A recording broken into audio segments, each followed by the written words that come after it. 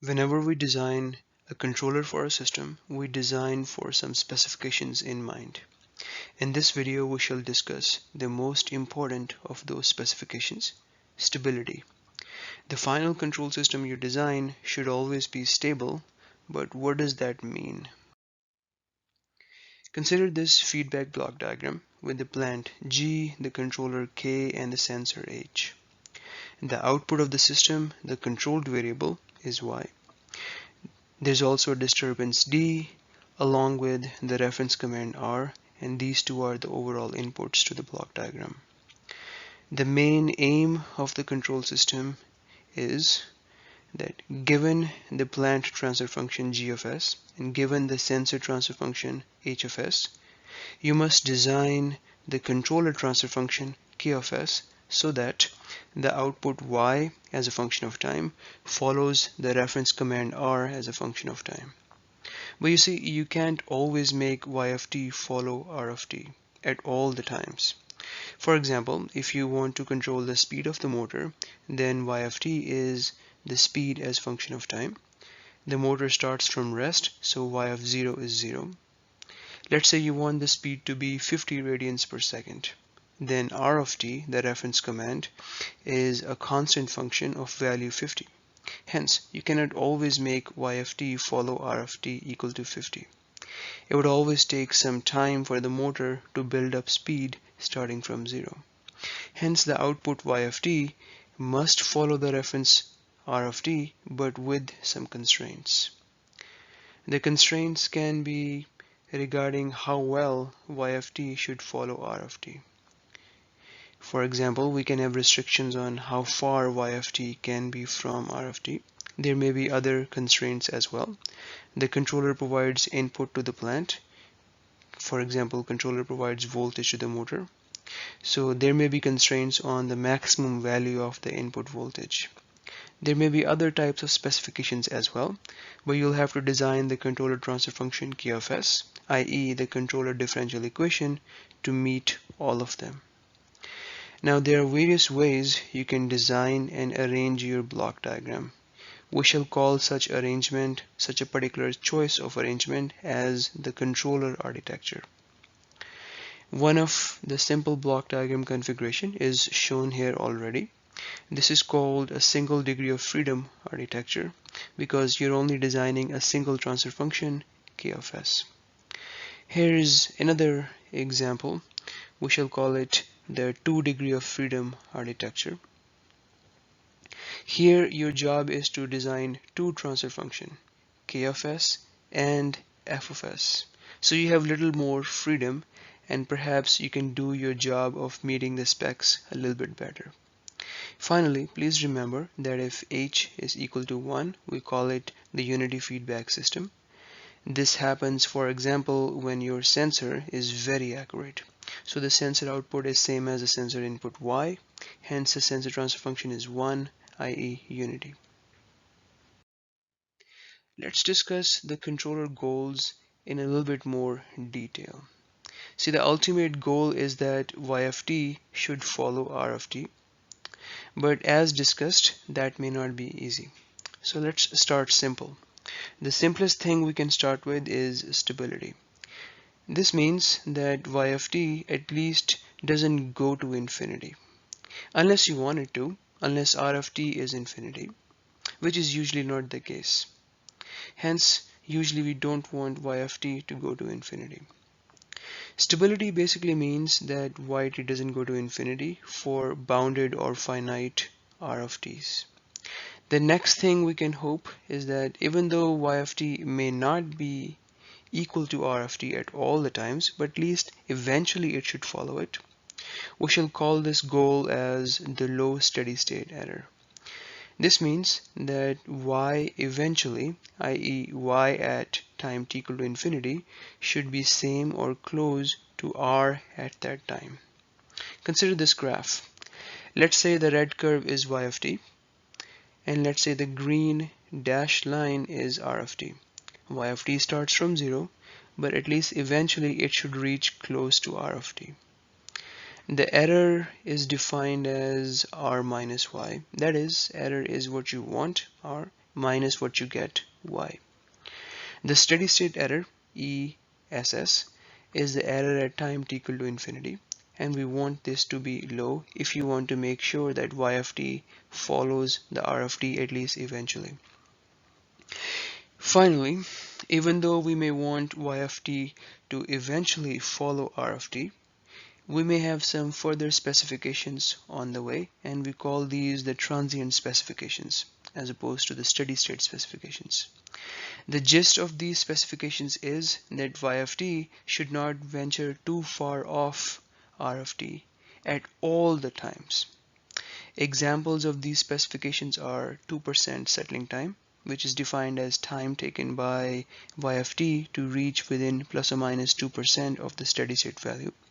Another example of the transient specification is the overshoot. It is defined as the maximum amount in percentage that y of t ventures away from its steady state value. We can see the settling time and overshoot in this graph. Finally, there may be other specifications besides stability, low steady state error, and good transient specifications.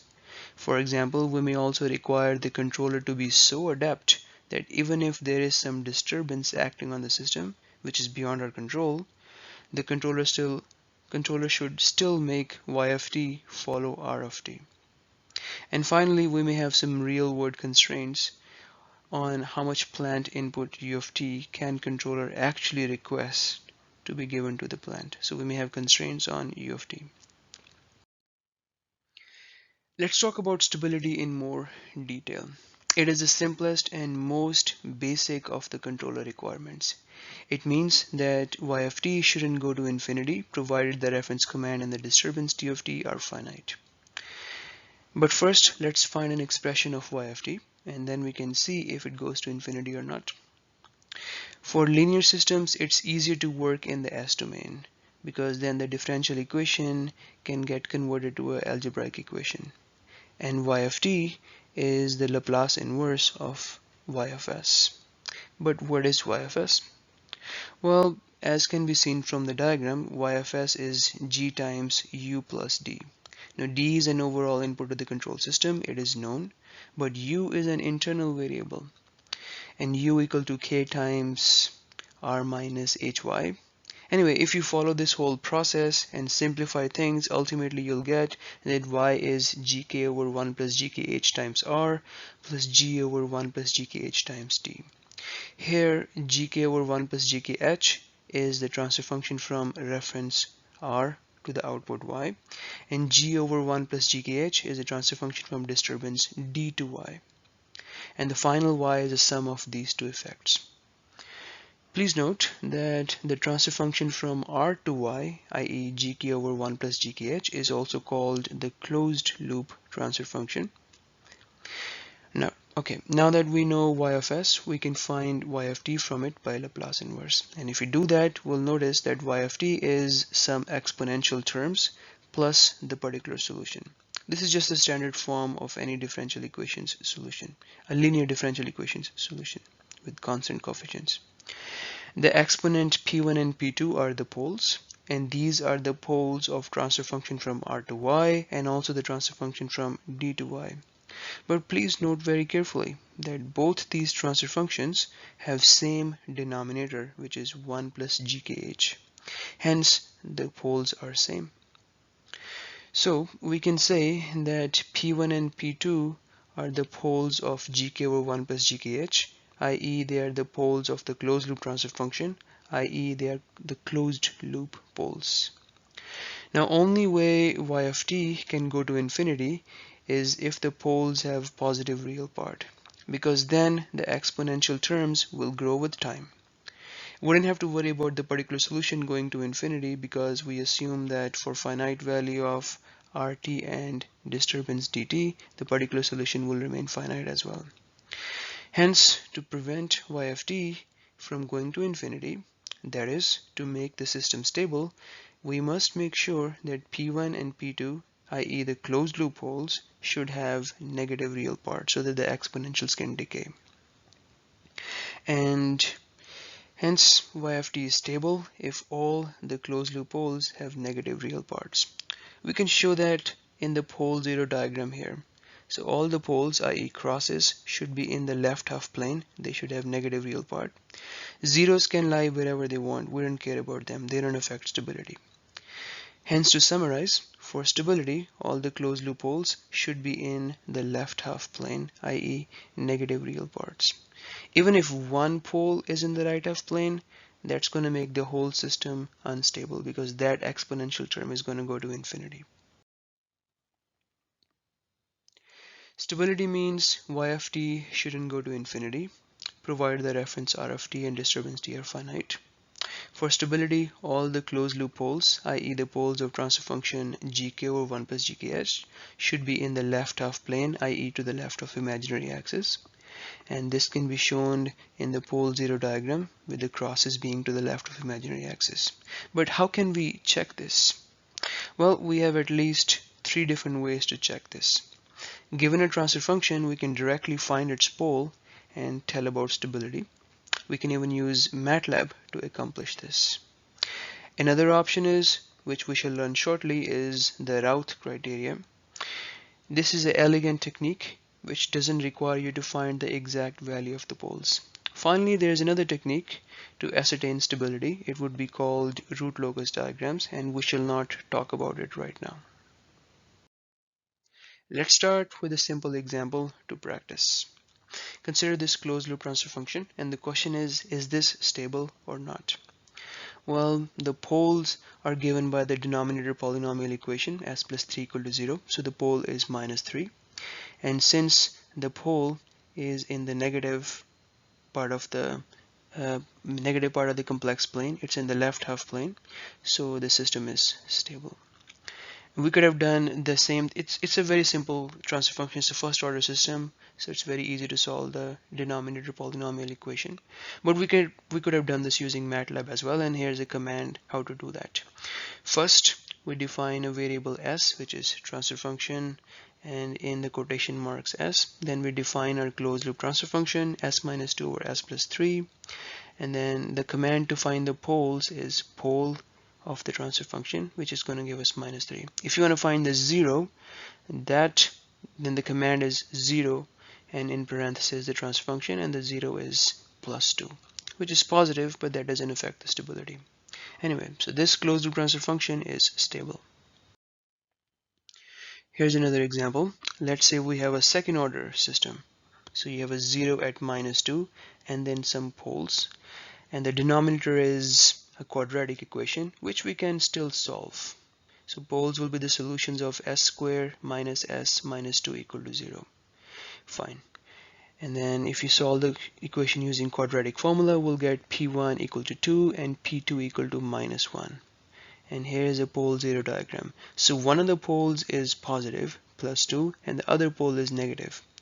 Since even if one pole is positive, the corresponding exponential term in the solution is going to go to infinity, the system is going to be unstable. So the system is unstable. And let's do one more example for practice. Consider this closed loop transfer function. It's a third order system. Now, is this stable? Once again, to find the closed loop poles, we'll have to look at the denominator polynomial equation, which we call as the characteristic equation, which is s cubed plus 3s squared plus 4s plus 2 equal to 0. So now this is a cubic equation. We can't solve this by hand. I mean, there is a formula for cubic equation, but that's really complicated. So we can invoke MATLAB. And if we do use MATLAB, you'll observe that using the pole command, the poles are minus 1 and minus 1 plus or minus I, and this is how the pole zero diagram looks like. Since all the closed loop poles are in the left half plane, the system is stable. So MATLAB came to our help, but you see MATLAB wasn't there a few decades back, and then during those days people developed an interesting technique which we call as the Routh table. And using that technique, you don't need to find the exact value of poles. You can just look at the polynomial and tell if the solution is going to be stable or not. So let's look at that interesting technique called the Routh criteria. So here's your closed loop transfer function, and the denominator polynomial or the characteristic equation is given as such. To use the Routh criteria, we have to construct what we call as a Routh table. And this is how it looks like. This is a cubic polynomial. So we're gonna write s cubed, then there's a s square, then there's an s, and then there is finally the constant term 1. So these will be the 4 rows in the Routh table. Then we take the coefficients which are 1, 3, 4, 2 and then arrange them in the following way: 1, 3, 4, 2. So this completes the first 2 rows of the Routh table. The third row, which begins with s, we have to do some computation. So we're going to do 3 multiplied by 4 minus 1 multiplied by 2 divided by 3. This is how we do. 3 multiplied by 4, which is 12, minus 1 multiplied by 2, which is 2. So 3 times 4 minus 1 times 2 is 10. And whatever answer you get, you have to divide it by the starting number 3. So you're going to get 10 over 3. Now there is nothing else in this row, so we're going to leave it blank, and the blanks would be interpreted as zeros. Okay, so now we are finished with the third row. The fourth row is the same procedure. We're going to do 10 over 3 multiplied by 2 minus blank 0 times 3 and everything divided by 10 over 3. So 10 over 3 multiplied by 2 minus 0 times 3, which is just 10 over 3 times 2. And everything would be divided by the leading number 10 over 3. If you do all that math, you're just going to get 2. Now the Routh criteria says that after you're done making the Routh table, the number of unstable poles are equal to the number of sign changes in the first column of numbers. So the first column of numbers is 1, 3, 10 thirds, so 10 over 3, and then 2. And all of them are positive, so there are no sign changes, so there are no unstable poles, and this third order transfer function is actually stable, which we have seen already before by using MATLAB. But this is an interesting technique as well. So now you may wonder that, alright, given that we have MATLAB, why do we even need to learn about this Routh criteria? Well, that's going to become clear by the example. So consider you have a closed loop transfer control system like this. Let's say the plant is 1 over s times s plus 1 times s plus 2, a third order plant. And then controller is just one number, but that number is not yet known, and that number is k. When the controller is just one number, we call it a proportional controller, just so you know. Okay, and this is not something, made up situation. This is often the case because you see, you are designing controller. That means you don't know what the controller is. So you have an unknown variable k in the controller, and that's, often the case. Okay, so now the question may be asked, for what values of the variable k is the closed loop transfer function stable? So if you're in the process of designing this proportional controller, then you need to know what are the possible gains with the k values, what are the possible gains k that you can have, and if you go beyond that range, then the closed loop system might be unstable, and that's not preferable. Alright, so first step is to find the closed loop transfer function, which is gk over 1 plus gk, and if you plug in the value of g and plug in the value of k, this is the expression you get: k over s cubed plus 3s squared plus 2s plus k. So ultimately our question is, for what value of k does the solutions of denominator polynomial, i.e. the closed loop poles, lie in the left half plane? You see, now MATLAB cannot help you easily, because there's a variable k and MATLAB cannot easily give you the solutions in the variable form. Well, technically speaking, it actually can, but it's going to be really messy to look at. And then there is also another technique, the root locus diagram, which we will talk about later. Root locus diagram is basically the plot of the closed loop poles as you choose all possible values of k. So apparently when you change the gain k from 0 to infinity, the closed loop poles move along very specific paths in the complex plane, and that's called the root locus diagram, but we'll learn about this later. The point is, MATLAB is not going to help you easily in this case. So this is where the Routh criteria becomes useful. So we'll make a Routh table from the denominator polynomial. So we'll have s cubed, s squared, s, and then constant term. Then the coefficients are 1, 3, 2, and k. We shall arrange them as such: 1, 3, 2, k. That completes the first two rows. Then the third row would be 3 times 2 minus k times 1 divided by 3. So 6, 3 times 2, 6 minus k divided by 3. So 6 minus k over 3. And the next one is blank. And the last row would be 6 minus k over 3 times k minus blank 0 times 3, and everything divided by 6 minus k over 3. So something times k minus 0 divided by something is going to give you just k. So the first column is 1, 3, 6 minus k over 3, and k. And we must make sure that all the signs in the first column are positive for stability. So 1 is positive, 3 is positive, so the other two terms must be positive as well. To make the third term positive, k should be less than 6. And to make the fourth term positive, k should be greater than 0. So k should be greater than 0 and less than 6. So if k is within this range, then the system is going to be stable. And this is the case where the Routh criteria is much more useful than simple MATLAB.